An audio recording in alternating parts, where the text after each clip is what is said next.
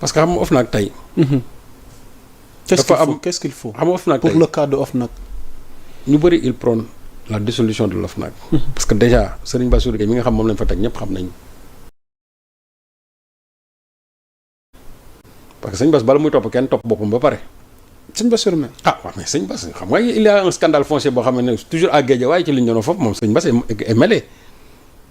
un scandale foncier boo xam ne ça tournait autour de 700 millions. Serigne Bassirou Gueye. Serigne Bassirou Gueye. mi nekk à la tête de l'OFNAC. waaw loolu yoroon bind na ko. Serigne Bassirou Gueye.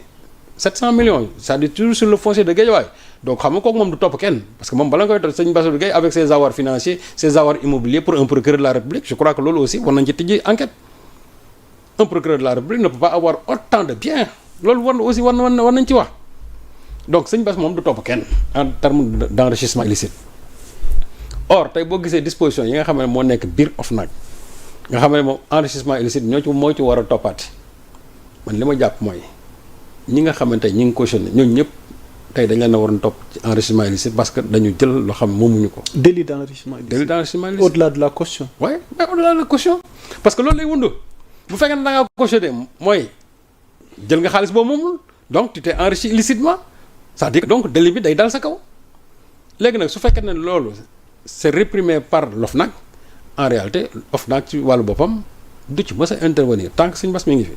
parce qu'il est là pour un mandat bien défini ña fa nekk aussi duñ ci mës a wax parce que ñooñu ñëpp ce sont des éléments du système de Macky bañ fi toogee ba léegi mosoo dégg ñu ne poursuivre nañ fi kenn tous les dossiers qu'on a amenés à l'OFNAC sont morts de leur plus belle mort waaw OFNAC moom boo bëggee rey dossier rek yóbbu ko OFNAC ñu rey dossier bi complètement léegi nag il ne sert à rien d'avoir des gens là-bas di leen fay ay millions di leen jox carburant di leen jox lu ne ñuy consommer comment dire l'électricité de l'État tamu ñu fi njariñ moi je ne vois pas aujourd'hui l'utilité de l'OFNAC structure boo xam ne nii yow doo topp kenn parce que boo naree topp kenn yow da ngay njëkk sa bopp ba pare. ok kooku xam nga du topp kenn. léegi nag état doo nekk tey structure amu fi njariñ moi je crois que il ne s'agit même pas de réformer il faut c'est-à-dire dissoudre l'OFNAC bu ñu waree tabaxaat beneen bu bees ñu def ko mais ñu dissoudre ko ña fa nekk yëpp ñu gën leen ci biti daal di wut yeneen nit ñoo xamante ne nii taxuñu ci dara ñu jël leen ñu yóbbu leen fa keneen ku ñu bëggoon topp ñu topp la mais tant que ces gens là seront là xam leen ne enrichissement illicite moom duñ ci topp kenn loolu mooy dëgg te sëñ Bass gis nañ contentieux bi mu amoon nag Ousmane Sonko donc loolu déjà rek pour man c'est un élément dirimant pour mën a enclencher des enquêtes sur le délit d'enrichissement illicite c'est la raison pour laquelle man je dis que Wally li muy wax na ko nit ñi di déglu. Waly Diouf Bodiang li muy wax ci côté boobu na ko nit ñi di déglu bu baax. waaw on a beau dire que ne woy dafa radical mais c'est vrai à un certain moment il faut faire preuve aussi de fermeté c'est pas un radicalisme mais c'est de la fermeté tout simplement. te lépp li nga xamante ne da nga koy def aussi ci yoon lay tegu du loo xamante ni c'est de l'arbitraire non ci yoon lay tegu donc aussi loolu il faut que nit ñi xam ko moo tax man jàpp naa ne OFNAC moom. li ci Wally wax rek man moom laa ci gis. il faut dissoudre l'OFNAC créer une nouvelle structure boo xamante ne ni dina mën a réprimer le délit d'enrichissement illicite ou bien ñu dem dans le code pénal parce que le code pénal bi doon règle le problème. ok waaw.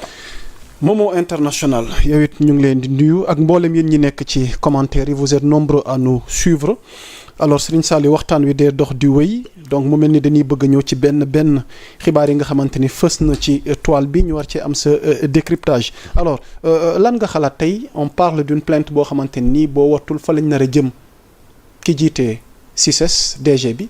ci mbirum faux BFM ñu koy toppee ki nga xamante ni moom mooy Badara Gadiaga mu mel ni nag administration bi pour ñu assainir ko tam bokk na ci nit ku ne booy xëy di liggéey la nga wax ni moom nga jàng wala parcours boobu nga am mu tege ci base yi leer waaye mu bañ a tege ci lu nduru maanaam njublang ban xalaat nga ci am.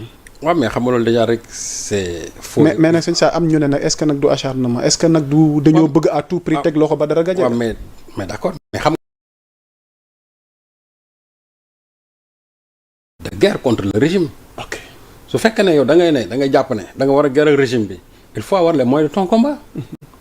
yow armes yi nga yore yaa ngi koy utiliser. mais régime bi aussi armes yi yore des armes légales mën na ko utiliser kenn mënu ko topp dara bu yeboo ñu ne c'est de l'acharnement yow yaa enclenché benn guerre contre le régime ñoom aussi suñu amee des armes légales yoo xam ne war nañ ko mën a enclencher aussi yow ci sa kaw. su boobaa amoo loo wax man kay xam lu ma doon mën a dégg mooy. c'est illégal c'est de l'arbitraire. wala tegul fenn. wala il n'a jamais utilisé un faux diplôme. mais tant que ñoom reconnaître nañ ne am na faux diplôme boo xam ne ni moom la def te Cour des comptes génne ko mu leer ñu def référence yi tout ça te moom Badara moom ci boppam weddiwu ko ñi ànd ak moom weddiwuñ ko léegi nag argument bi nga xam ne fa la ñuy réfugié wu mooy on est dans la prescription des faits ñoom jàpp nañ ne tey ex nañ foo xam ne ni mbir mi kenn mënatu koo jugé. loolu nag man du ma sori dans la mesure où. ñi nga xam ne ñoom la seen xel màcc ci yoon. ñoom dinañu ci wax lu leer. su fekkee ne nee nañ affaire bi c'est entré dans la prescription mooy mi kenn mënatu koo topp même su fekkee ne njombe la mais kenn mënatu koo topp parce que dafa am délai boo xam bu ci egsee kenn mënatu ko àtte su boobaa ñu tënku li yoon. mais wér na ni faux diplôme am na. non c'est un faux diplôme non loolu c'est certifié la Cour des comptes wax na ko c'est certifié nee na ko d'abord diplôme bi muy wax sax diplôme boobu c'est-à-dire on l'a délivré diplôme boobu Kolda lañ ko joxe. waaw diplôme boobu Kolda lañ ko joxe moom ñu ngi def centre bi fii Blaise Diagne. te nee na ko numéro bi nga xam ne moom la ñu utilisé numéro boobu c'était à Kolda xamoon donc entre Dakar et Kolda quand même c'est rien trop donc ku dekkoon ñoom dañu génne lépp c'est-à-dire ils ont vraiment clairement montré que c'est un faux et usage de faux Badara mosu ko weddi parce que actuellement ne su ko weddee rek indi na leneen lu bees donc pour man li gars yi naan na ngay plaider coupable il faut plaider coupable en disant que oui maa ko def parce que boo fekkee ne da nga dugal sa loxo dans la confiture ni la ñëpp jàppal ne sa baaram tax na donc moom Badara côté boobu mënu ko wetti ñi nga xamante ne ñoo koy ces défenseurs potentiels ñoom li ñuy wax mooy on est dans la prescription est-ce qu'on y est pas loolu leer mën a mais le directeur moom am na sañ-sañ mu gis ne structure bi muy gérer nit mënees na fa jaar def loo xam ne méngoowul ak li boîte biy laaj te su boobaa mooy yow bénéficier wu nga ci xaalis boo xamante ni tey amu woon ci yoon parce que su fekkee ne da nga fa ñëw ñu wekku ci diplôme bi daan ne yow da nga war a nekk chef de division wala yow da nga war a nekk directeur nangam wala yow da nga war a jiite sangam wala da nga war a am poste sangam. ñu lay rémunérer ci poste boobu en fonction du diplôme que tu as présenté mooy yow sàcc nga xaalisu état bi. ok te xaalis boobu nga xam ne dañ la ko doon fay te yow waruñu la koo fay parce que da ngaa fraudé xaalis boobu non seulement da nga ko war a delloo askan bi parce que askan bi moo ko moom suñuy impôt la ñu jël ñax ko yow nga koy jariñoo ci loo xam ne du dëgg. ok kon kooku dañ ko war a topp. et en plus aussi.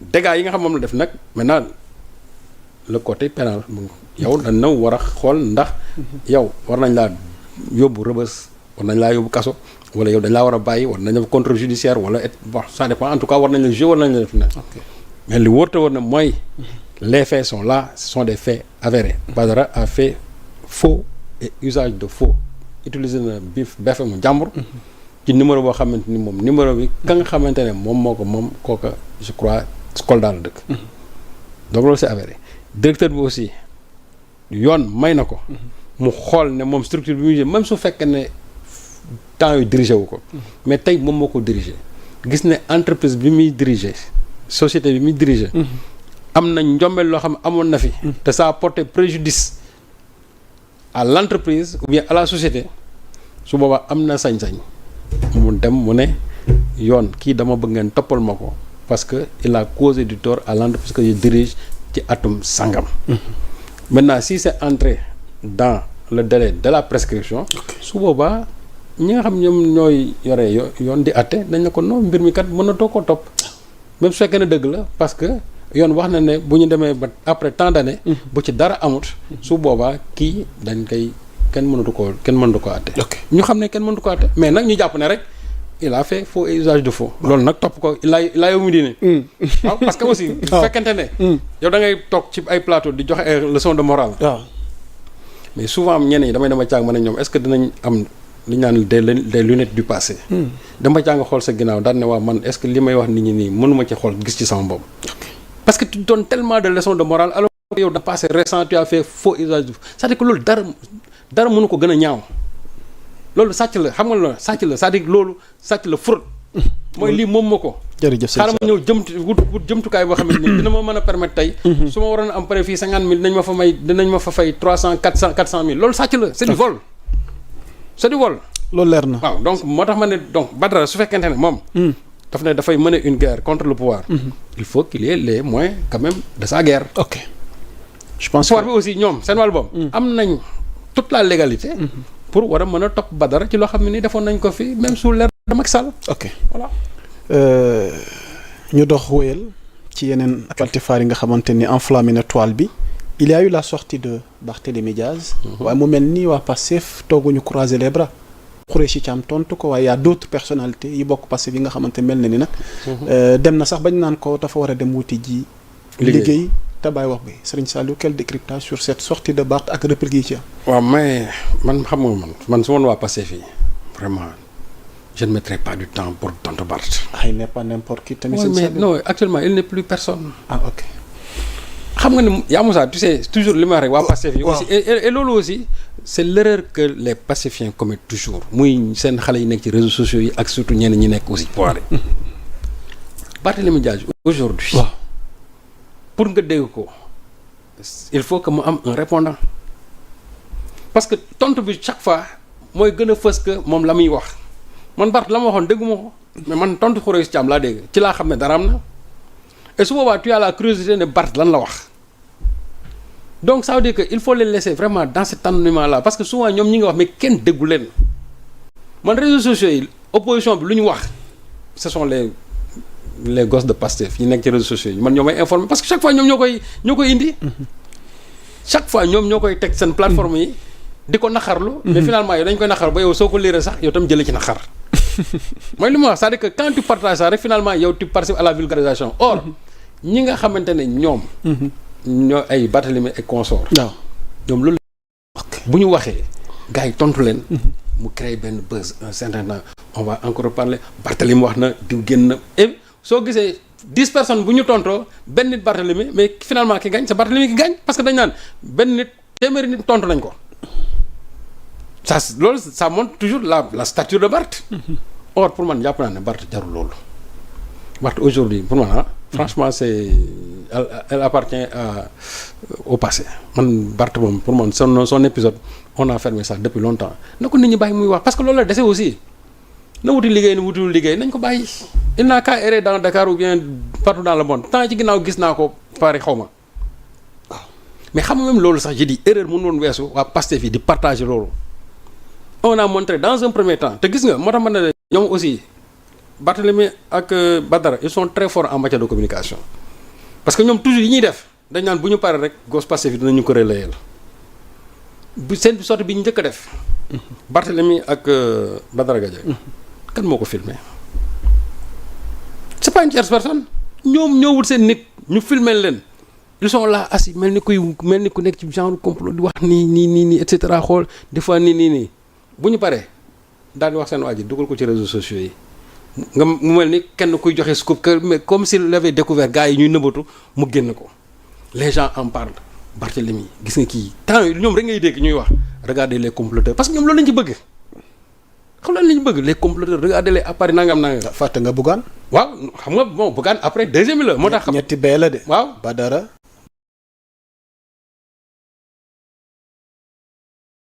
ba ñu gis ne am na succès médiatique cette fois-ci Bougane ñëw dolleeku ci ils ont dit encore toujours au même endroit.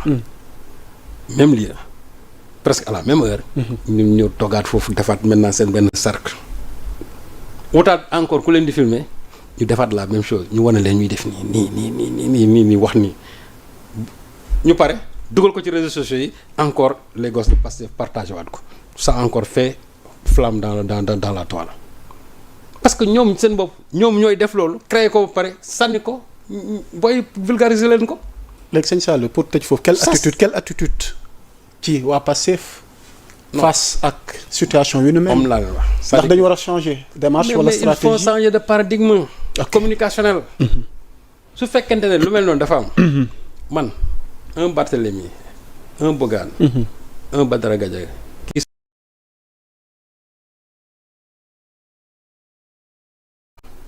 ban intérêt la ban intérêt. mais ñoom jàpp nañ ni ils sont de l'opposition. Oui. Dans l'opposition ils doivent s'opposer donc dañu war a amal stratégie parce que ñoom jàpp nañ ñi fi nekk indeeguñu solution gi askan wi. waaw mais ñoom actuellement ils sont dans la com.